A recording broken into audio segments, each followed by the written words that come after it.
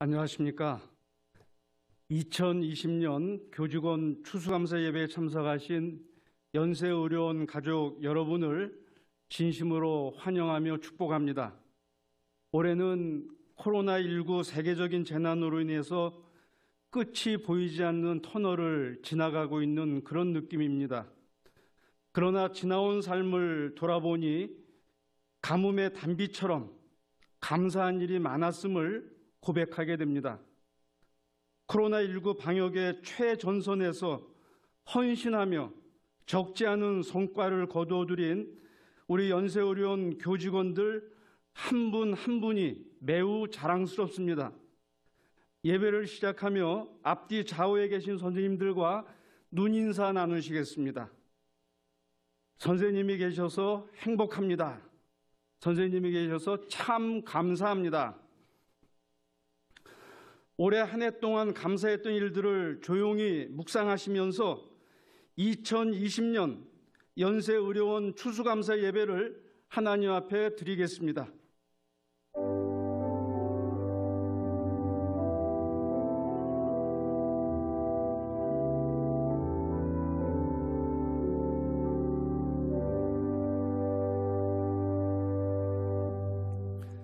자리에서 일어나셔서 찬송가 588장 공중나는 새를 보라 소리를 내지 마시고 의미를 생각하시면서 허밍으로 부르시면 되겠습니다.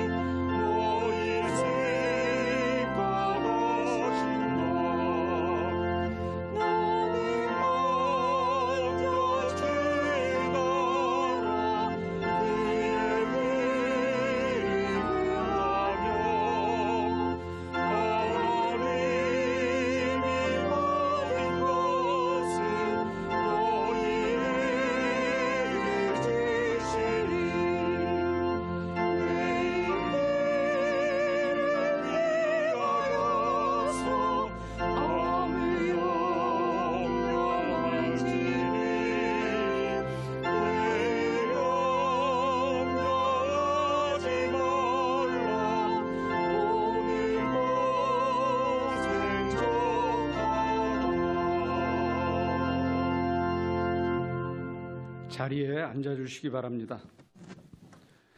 치과대학 김의성 학장님께서 우리를 대표해서 기도하시겠습니다.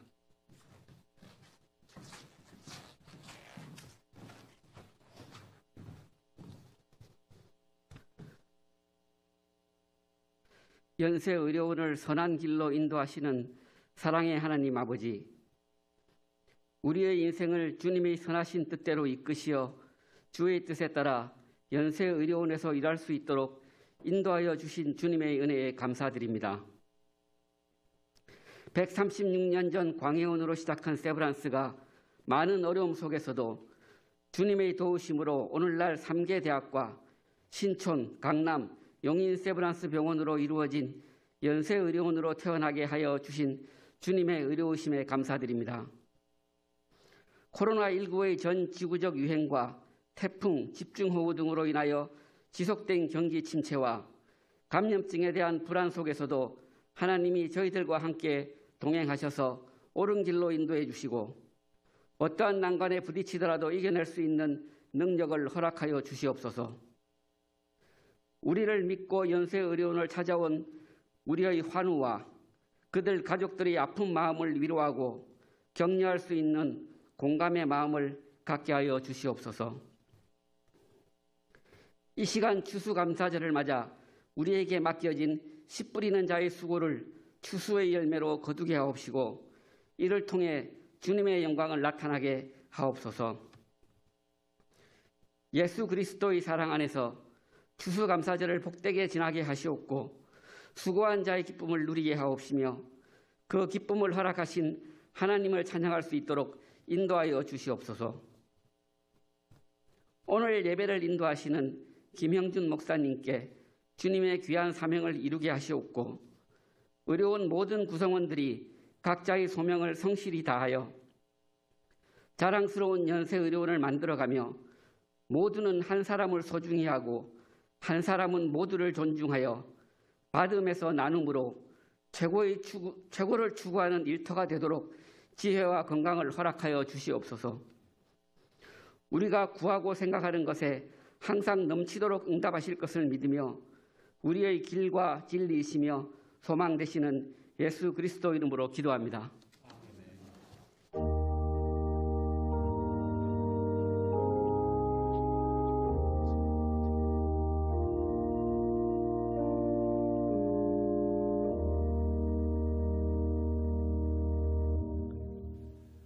기독 간호사회 회장으로 수고하시는 조미영 간호팀장님께서 오늘 주시는 성경 말씀 봉독해 주시겠습니다.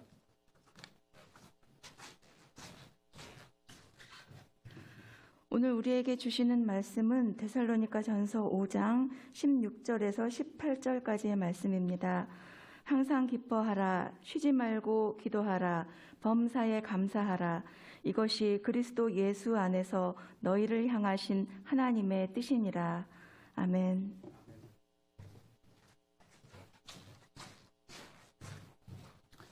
지금은 우리나라 성악계에서 탑 클래스에서 역할하고 계시는 소프라노 한경미 선생님께서 주 하나님 지으신 모든 세계 이 곡으로 찬양해 주시겠습니다.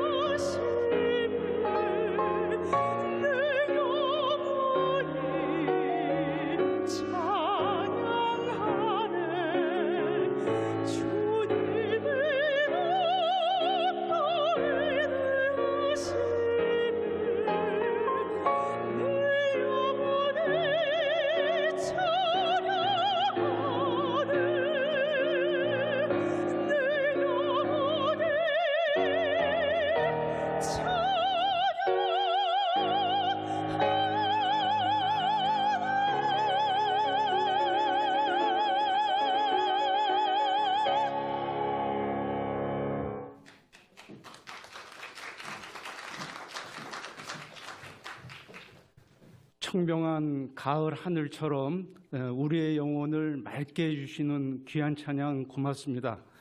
우리 한경미 교수님은 지금 이비인후과에서 치료를 받고 있는 중에 있습니다. 제가 여기서 찬양하고 나면 틀림없이 완쾌될 거라고 제가 말씀을 드려서 이렇게 최적의 상황이 아닌데도 오늘 귀한 찬양해 주신 것 감사드립니다.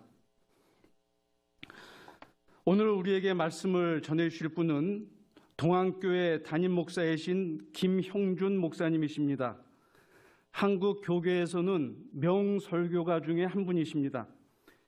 인생의 짐을 기쁘게 지고 가는 방법이라는 제목으로 우리에게 말씀을 선포하실 때 감동과 도전이 있길 바랍니다.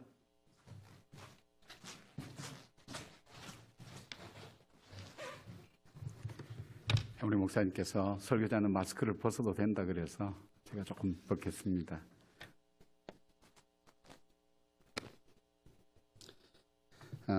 정말 방역의 일선에서 최선을 다하시는 귀한 분들 뵙게 돼서 너무 반갑고 또 어떤 말씀으로 또 위로와 격려를 해드려야 될지 잘 모르겠습니다. 너무 고맙습니다. 너무 감사합니다. 인도의 성자라고 불려지는 썬다싱이라는 사람이 있습니다. 이분에게 제자들이 어느 날 찾아가서 물었습니다. 선생님, 인생에 있어서 가장 어려운 것이 뭡니까? 그렇게 물어볼 때 뜻밖의 대답을 했습니다. 인생에 있어서 가장 어려운 것은 짐이 없는 거라네. 짐이 없는 것이 가장 힘들다고 그렇게 얘기했습니다. 우리는 인생을 살아갈 때 짐을 안 지려고 노력을 합니다. 그러나 짐이 없는 사람은 아무도 없을 것입니다.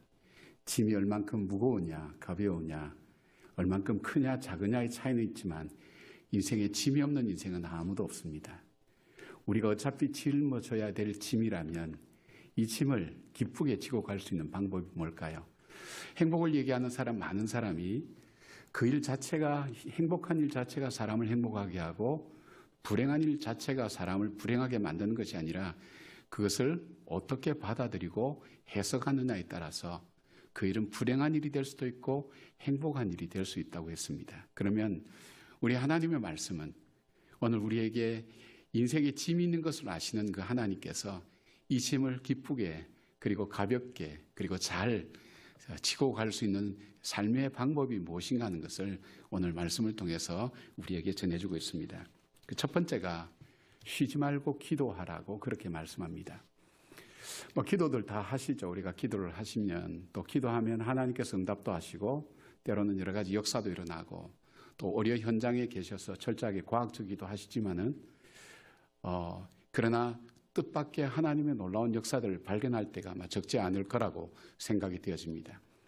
기도하면 여러 가지 현상들이 일어나지만 기도할 때 가장 중요한 변화가 무엇이 나타나는가 하면 내 의식 자체가 바뀌게 되는 겁니다.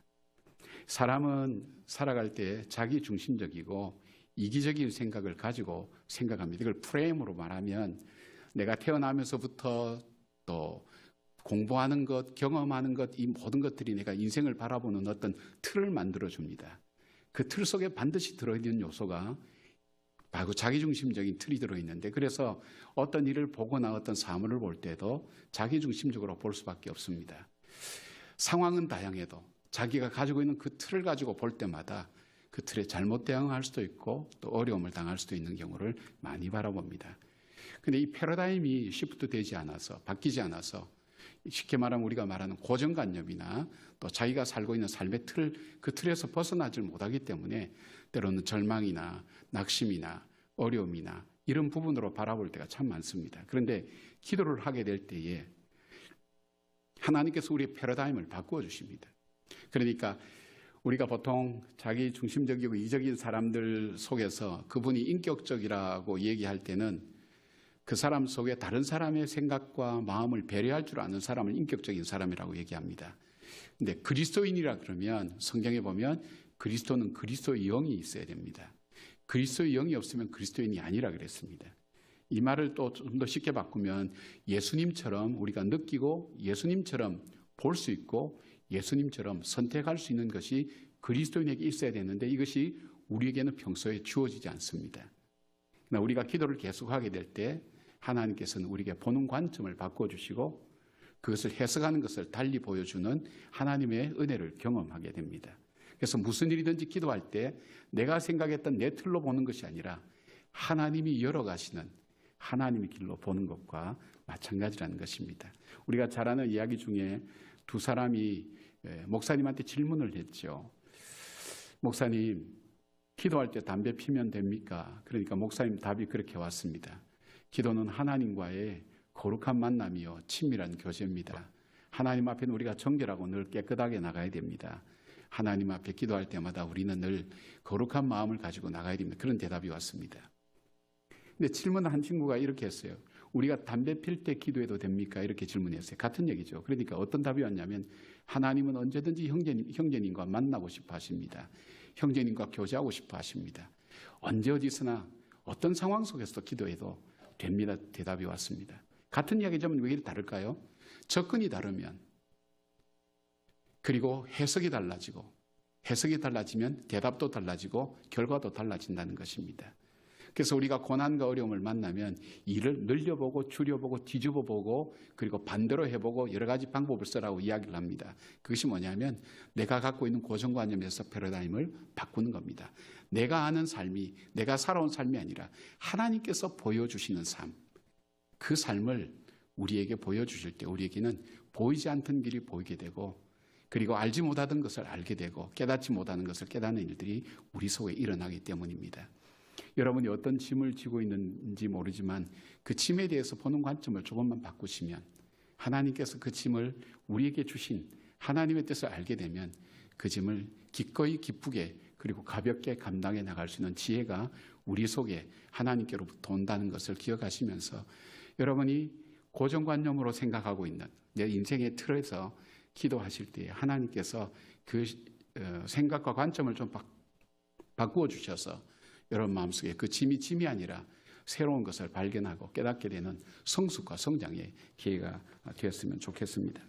두 번째로 하나님 말씀은 항상 기뻐하라고 말씀합니다. 항상 기뻐할 수 있는 사람은 없습니다. 머리에 꽂아준 여자밖에는 이렇게 기뻐할 사람이 없습니다. 왜냐하면 우리는 인생이 기쁨으로만 가득 차 있지 않다는 걸 알기 때문입니다. 모세의 고백처럼 수고와 슬픔으로 우리의 인생은 그렇게 되어 있다는 것을 알게 됩니다. 그런데 우리 속에 기뻐하라는 그 의미 속에는 우리에게 이미 주신 것이 하나님께서 많다는 것입니다. 메슬로라는 학자가 인간의 욕구에 대한 얘기를 했죠. 우리 인간은 제일 먼저 생리적인 욕구가 있고 또 이 안전에 대한 욕구가 있고 소속감의 욕구가 있고 자아 존중의 욕구가 있고 그리고 자기 실현의 욕구가 있다고 그렇게 했습니다.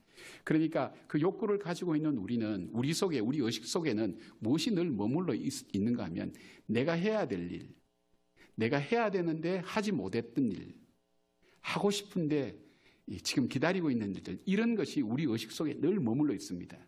그러니까 우리 생각 속에는, 우리 의식 속에는 늘 우리가 해야 될 일, 하지 못했는데 아쉬웠던 일, 그다음에 또 하고 싶은 일, 이런 것만 있기 때문에 우리에게는 나에게 정말 무엇이 기쁜 것이 있는지를 알지 못하기 때문에 기쁘게 살지를 못합니다.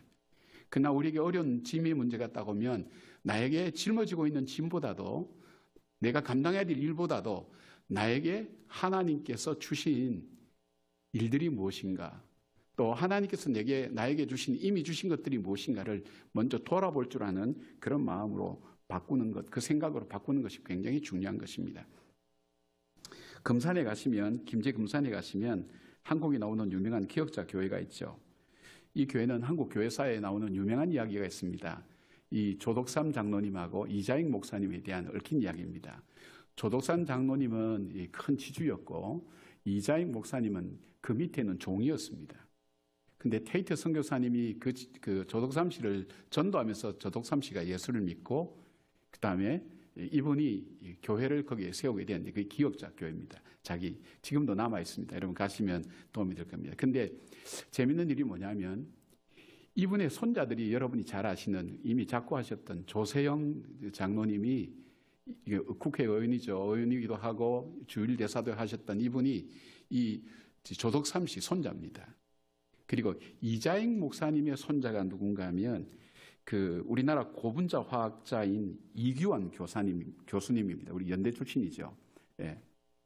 근데 이제 제가 지금 얘기하려고 하는 것이 이 이야기보다도 이규환 교수님에 대한 얘기를 하려고 합니다. 이분은 대전제일교회 장로님이셨습니다. 근데 우연한 기회에 이분이 어떤 뭔가 마음의 감동을 받고 자기가 있던 안정된 직장 화학연구소를 그만두고 연변과기대 교수로 가셨습니다. 10년간 봉사하셨습니다. 그리고 안식년으로 한국에 오셨다가 자기가 공부했던 독일로 갔는데 거기서 췌장암이 발견된 겁니다.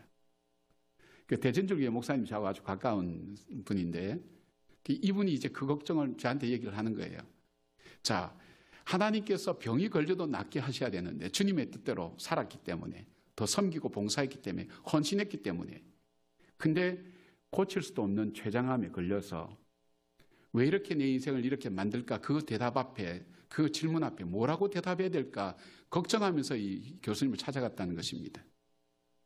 뜻밖의 얘기를 들었다는 것입니다. 이분이 밝은 얼굴로 신방 가실 때 그런 얘기하는 거예요. 목사님, 하나님께서 제가 이때에 불러 가실 줄 알고 제가 그냥 평범하게 살 수밖에 없는 내 인생 속에 비치고 살아가는 내 인생 속에 하나님께서 10년간 저로 하여금 정말 하나님 앞에 섬기고 하나님의 일을 위하여 헌신하고 내 삶을 드릴 수 있는 기회를 주신 것이 얼마나 기쁜지 제가 병이 걸리고 나니까 하나님께 얼마나 감사하고 그것이 기쁜 일인지 정말 하나님께 영광을 돌립니다. 그 간증을 듣고 목사님이 충격받은 거예요. 여러분 우리가 하나님께서 내 삶을 주관하시고 인도하신다는 그 믿음이 우리들 속에 있을 때 우리에게 주어진 병의 짐이라 할지라도 다시 한번 우리가 되돌아볼 때 그 속에 하나님께서 우리에게 감당하기를 원하시는 것도 있고 우리를 사랑하셔서 우리에게 주셨던 하나님의 귀한 섭리를 보게 되는 것입니다. 어렵고 힘들 때 여러분 어려운 것만 보지 마시고 내 속에 정말 귀중한 것 하나님이 이미 주신 것이 무엇인가 하는 것을 찾아볼 줄 아는 지혜로움이 될 때 우리의 삶은 달라집니다. 사도 바울은 우리가 흔히 이야기하는 가장 귀중한 것을 얘기할 때도 그는 배설물처럼 여긴다고 했습니다. 무엇 앞에? 나 같은 죄인에게 큰 구원을 주신 죄인된 괴수에게 나에게 주신 하나님의 큰 능력과 은혜를 생각할 때 자기는 얼마나 감사하고 기뻐하는지 알 수 없다고. 이미 주신 큰 구원의 기쁨이 이미 우리 가운데 있습니다. 이건 세상의 어떤 것으로도 바꿀 수 없는 큰 기쁨의 요소가 되는 것입니다. 집만 바라보고 어려운 일만 바라보면서 근심 걱정하는 것이 아니라 그러나 아직도 나에게 남아있는 것이 무엇인지. 닉 부이치치라는 사람, 그분은 여러분 잘 아시죠? 팔다리가 없는 사람이고 그냥 좋은 발가락 몇 개만 남아있는 분이죠. 근데 이분이 핸드폰을 걸기 위해서 수없이 이 발가락으로 잡아서 핸드폰을 어깨로 던지는 그 연습을 엄청나게 했답니다. 그러다 보니까 핸드폰이 얼굴을 때려서 얼굴이 시퍼렇게 멍들기도 했답니다. 그래서 결국 핸드폰을 사용합니다. 우리는 평범하게 손만 뻗으면 잡을 수 있는 핸드폰을 누구는 수십 번, 수백 번, 수천 번 연습해서 얼굴에 피멍이 들도록 그렇게 겨우 잡을 수 있다는 것. 우리가 다시 한번 생각해 보십시오. 내가 어려운 것만 보는 것이 아니라 내 속에 정말 귀중한 것을 발견하는 계기가 되는 것. 코로나19가 우리에게 준 참 많은 변화가 있습니다. 그중에서 우리에게 준 교훈이 뭡니까? 우리의 일상이 지난날 일상이 얼만큼 귀중했던가 하는 것을 그것이 얼만큼 축복이었다는 것을 우리에게 깨닫게 하지 않았습니까? 그렇다면 지금 우리의 불편함도 지나고 나면 우리에게 정말 축복된 시간이었다는 것을 그것이 아니라고 얘기할 사람이 누가 있겠습니까? 나에게 짊어질 수밖에 없었던 그 짐이 나에게는 결국은 축복이었다고 그렇게 고백하지 않을 수가 어디 있습니까? 우리에게 있어서 그것을 믿음으로 바라보며 기뻐하라고 그렇게 말씀합니다. 세 번째는 오늘 말씀해 보면 범사에 감사하라고 그렇게 말씀하고 있습니다. 감사라는 것은 저는 인생의 기준으로 봅니다. 어떤 일이든지 감사함으로 보는 것. 그것이 바로 인생의 기준이라고 생각하는 것입니다. 우리는 어려운 일 보면 어렵다고 생각하고 힘든 일 만나면 힘들다고 생각하고 고통스러운 일 만나면 고통스럽다고 생각하지만 그러나 이것을 감사의 관점으로 보기로 내가 마음에 결단을 하고 바라볼 때 그 어려움을 이겨낼 수 있는 지혜와 용기와 그리고 그 믿음이 우리들 속에 일어나는 것입니다. 여기에 대한 이야기는 얼마든지 할 수 있지만 제가 한 번만 좀 소개해드리기를 원합니다. 우리 한국 현대 시인인 신달자 교수님, 금년이 아마 정년이신 것 같습니다.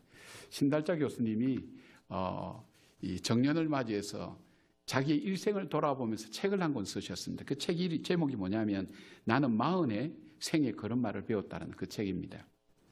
이 책은 자기가 살아온 인생사를 진솔하게 그리고 있는데 이 인생 이야기가 그녀의 나이 35살 때인 1977년도 남편이 뇌졸중으로 쓰러지게 됩니다. 그리고 한 달 만에 깨어난 이 남편은 반신불수가 되었고 무려 24년간을 수발하게 됩니다. 그는 시인으로 촉망받는 사람이었지만 남편의 약값과 세 자녀를 기르기 위해서 그는 양복천을 파는 일들도 험한 일들도 하게 되었습니다. 조금 이제 정신이 차렸을 만한 때에 시어머니가 쓰러져서 꼬박 9년을 일어나지 못하고 그 어머니를 수발하는 일들을 하시다가 90이 되어서 그분은 세상을 떠나셨습니다. 이제는 내 삶의 이 고난과 시련이 다 끝났구나 하는 순간 유방암이 찾아왔습니다. 그리고 자기의 삶은 자기 인생 속에 너무 가혹하다고 그렇게 생각하면서 인생에 대해서 비관을 많이 했었습니다. 이분 표현에 의하면 그는 온 가족 집단 자살도 생각해보고 남편의 심장을 쏘기 위해서 소리 없는 총을 구하고 싶다고 했고 시어머니를 너무 미워했기 때문에 여름날 천둥이 치면 벼락 맞을까 봐 겁이 나서 밖에 나가질 못했다고 자기 심정을 얘기합니다. 그는 자기 심정을 이렇게 얘기합니다. 나는 아프지 않았지만 죽었고 그는 아팠지만 살아있었다. 그러나 그 인생의 벼랑 끝에서 자기를 살린 것, 그것은 바로 하나님이었다고 그렇게 고백합니다. 자기가 이제는 더 이상 살지 못하겠다고, 더 이상 나는 여기서 내 삶을 이어가지 못하겠다고 할 때 그가 발걸음이 닿은 곳은 바로 교회당이었습니다. 성당이었습니다. 그 앞에 서 있을 때 자기는 열어갈 수 없던 그 미래, 자기는 헤쳐갈 수 없던 그 미래, 하나님이 주신 그 믿음을 통해서 그는 가보지 않았던 그 미래의 걸음을 한 걸음 한 걸음 걸어가며 자기 길을 묵묵하게 걸어갈 수 있었습니다. 그는 그 믿음으로 무너진 산에 깔려 있으면서도 사랑을 믿었고 내일을 믿었고 하나님을 알게 되었고 가족 사랑이 뭔지 알았고 어머님은 강해야 된다는 것도 알게 되었습니다. 그리고 그가 깨달은 것이 있다면 영원히 싸우고 사랑할 것은 삶이고 아름다운 일상생활이 중요하다는 걸 알았고 얻었다고 그렇게 고백합니다. 그리고 그는 이렇게 결론을 내립니다. 나는 그때 희생하기를 참 잘했다고. 내가 희생해서 이 사람들을 보살피지 않았다면 나는 지금 당당하고 행복하게 살 수 없을 거라고. 나는 누구보다도 행복할 자유가 있고 권리가 있다고. 그 희생이 나에게는 보석 같은 것이었다고 그렇게 이야기를 합니다. 사랑하는 여러분, 인생에 짐이 없는 사람이 어디 있겠습니까? 짐을 벗고 싶습니다. 짐을 가볍게 하고 싶습니다. 그러나 우리가 이왕에 짊어져야 될 짐이라면 이 짐을 기쁘게 짊어지고 가면서 이겨나갈 수 있는 길이 뭘까요? 우리를 창조하신 그 하나님께서 우리에게 이렇게 말씀합니다. 기도해 보지 않겠니? 기도해 보지 않겠니?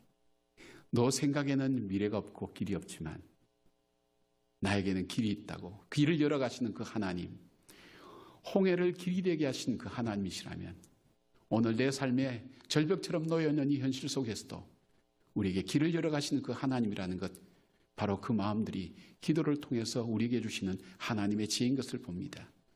그리고 그 어려움에 봉착했을 때 그 어려움보다도 내가 갖고 있는 더 귀중한 것이 무엇인지를 다시 한번 찾아보는 기회를 삼길 바랍니다. 더 나아가서 오늘의 어려운 일들을 감사함으로 받아들이고 그 일을 감당해 나가기로 결정을 하게 될 때 하나님께서는 감사하는 사람에게 그 어려움을 이겨낼 수 있는 인내력과 그 어려움을 극복할 수 있는 지혜를 주셔서 우리로 하여금 우리가 짊어질 짐을 끝까지 짊어지고 간 다음 마지막 그 짐이 나로 하여금 내 인생을 바로 살게 만들었다고, 나로 하여금 인생의 깊이를 더 볼 수 있게 만들었다고, 나로 하여금 더 겸손하게 나에게 주어진 삶을 걸어갈 수 있었노라고 분명히 말씀하시게 될 겁니다. 하나님의 음성 앞에 다시 한번 우리의 마음을 모아서 그 음성과 말씀을 들으면서 여러분의 삶이 행복해지기를 원하시는 그 주님의 뜻을 따라 걸어가는 한 분 한 분 되시기를 주님의 이름으로 축복합니다. 아멘. 기도하겠습니다. 하나님 고맙습니다. 선교사님들이 세운 재중원을 중심으로 시작된 이 병원 속에 아름다운 역사를 이어가는 귀한 의료인들이 최선을 다해 이 시대의 어려움을 헤쳐나가고 있습니다.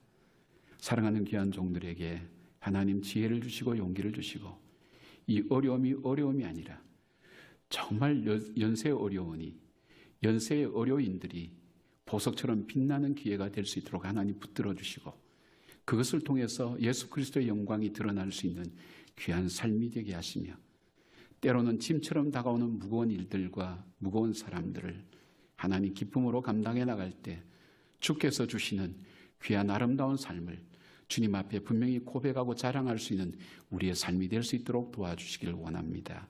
주님께서 우리 가운데 함께 하심을 믿음으로 고백하오며 우리 주 예수 그리스도의 이름으로 기도드리옵나이다. 아멘. 고맙습니다.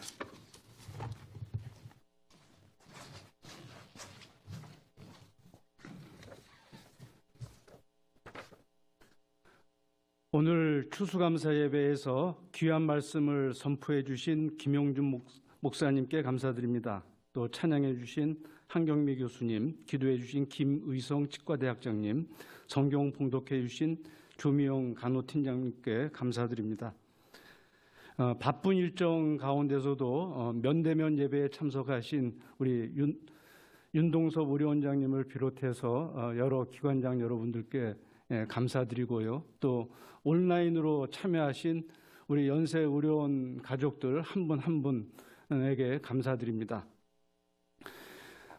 온라인에 참석하신 분들은 우리가 배려하기가 어려워서 도시락을 따로 준비를 못했고요. 면대면으로 참석하신 분들을 위해서는 우리 원목실에서 정성을 담아서 도시락을 준비를 했습니다. 가실 때 도시락을 하나씩 받으셔서 사무실 가서 드시기 바랍니다. 우리가 함께 또 이게 사랑의 식탁을 나누면 좋은데 이 코로나 상황에서는 그것도 쉽지가 않습니다. 그렇기 때문에 여러분들 감사한 마음으로 각자 사무실에서 식사하시면 되겠습니다. 추수감사 헌금을 하려고 합니다. 추수감사 헌금은 해외 환자 돕기에 사용됩니다. 특별히 글로벌 세브란스 글로벌 체리티, 참으로 귀한 우리 세브란스가 자랑할 수 있는 아주 귀한 사업인데요.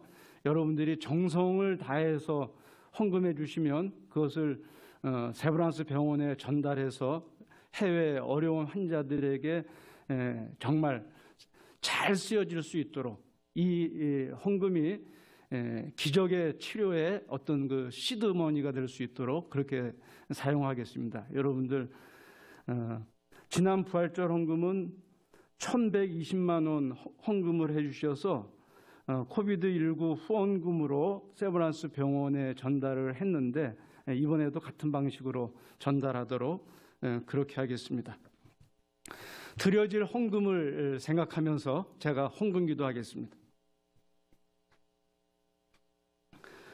우리를 푸른 초장으로 쉴만한 물가로 풍성하게 이끌어 주시는 하나님, 이 시간 연세어려운 가족들이 올 한 해 동안 베풀어 주신 감사를 헤아리며 정성을 모아서 감사의 헌금을 드리고자 합니다. 드리는 손길마다 하늘의 복을 부어주시고 마음의 소원과 기도의 제목에 속히 응답해 주십시오. 오늘의 헌금이 질병으로 고통당하는 해외 환자들을 위해 쓰여질 때 큰 위로와 힘이 되게 하시고 치유의 기적이 일어나게 도와주십시오. 이제 우리는 언제 어디서 무엇을 하든지 하나님께 영광 돌려드리며 살게 하시고 범사에 감사하는 삶으로 이어지게 하시며 우리를 필요로 하는 이웃들에게 감사의 조건으로 나아갈 수 있게 해 주십시오. 우리 연세의료원의 각 기관과 부서마다 서로 협력하며 시너지를 낼 수 있게 하시고 주인이신 하나님의 청지기로 귀하게 쓰임받게 해주십시오. 예수 그리스도의 이름으로 감사하며 간절히 기도하옵나이다. 아멘. 자리에서 일어나셔서 찬송가 429장 세상 모든 풍파 너를 흔들어 역시 의미를 생각하시면서 허밍으로 부르시겠습니다.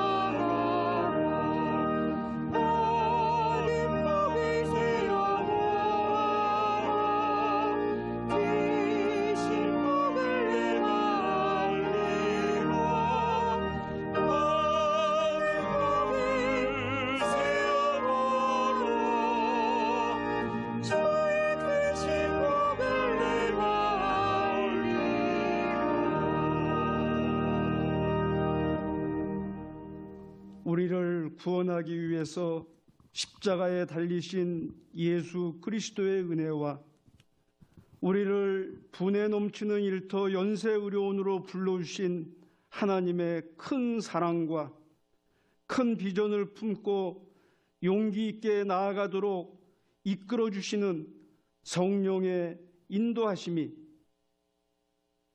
항상 기뻐하며 쉬지 않고 기도하며 환경에 상관없이 감사하며 살기로 다짐하는 연세의료원 가족들과 각 기관과 부서 위에 평강이 절실히 필요한 이 나라, 이 민족, 세계 공동체 위에 영원히 함께하길 간절히 축원하옵나이다. 아멘.